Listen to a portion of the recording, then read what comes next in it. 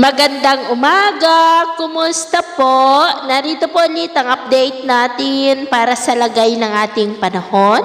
Ngayong umaga po ng August 21, 2026. Sa ngayon po ay wala na tayong binabantayan na bagyo dito po sa loob ng ating area of responsibility. Ang dating bagyong Neneng ay isa na lamang po ang LPA at nasa labas na po ng ating area of responsibility pero malapit pa rin po sa power line.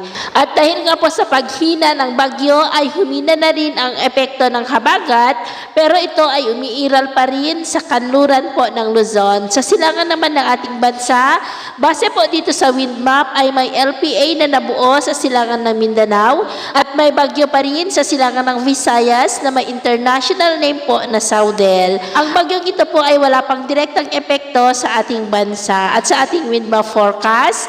Ang nabubuo na LPA sa silangan ng Mindanao ay hahatakin ng bagyong Saudel habang unti-unti na lumalakas at posibleng aabot po yan sa typhoon category ngayong weekend at patuloy ang pagkilos pa-north, northwestward at kung sakali na makapasok sa ating area of responsibility ay tatawagin po sa local name na bagyong Obet habang unti-unti nito na nahahatak ang habagat. At next week po, posible pa na may panibagong sama ng panahon na maaari na mabuo na siya pong patuloy ulit na manghahatak ng habagat.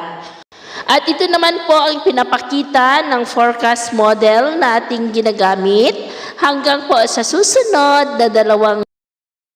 At sa lagay ng ating panahon, ngayong madaling araw ay maayos naman ang panahon sa malaking bahagi ng bansa pero may tsansa pa rin ng mga isolated rain sa may Batanes, coastal areas ng Ilocos Region, coastal areas ng Zambales at Bataan, ilang bahagi po ng Iloilo at northern part ng Palawan at mamaya ay sisikat po ang araw sa malaking bahagi ng bansa pero may tsansa pa rin ng paminsan-minsan ay maulap na kalangitan na minsan ay may mga pulo-pulo ng mga pag-uulan sa kanlurang baybay ng Luzon at Batanes at mamayang hapon maayos na panahon pa rin ang asahan sa malaking bahagi ng bansa pero may tsansa pa rin ng paminsan-minsan ay maulap na kalangitan na minsan ay may mga pulo-pulo ng mga pag-uulan lalo na po sa Batanes, ilang bahagi ng coastal areas ng kanluran ng Luzon at dyan po sa Mindanao kaya mag-ingat pa rin tayo sa mga banta ng mga pagbaha at pagguho ng lupa. At sa atin naman pong mga baybayin dahil pa rin sa habagat ay iwasan na muna natin ang papalaot sa kanlurang baybay ng Central Luzon, Northern Luzon Seaboard at Extreme Northern Luzon Seaboard dahil ang mga alon ay posible po na aabot hanggang sa 1.8 to 3 meters height.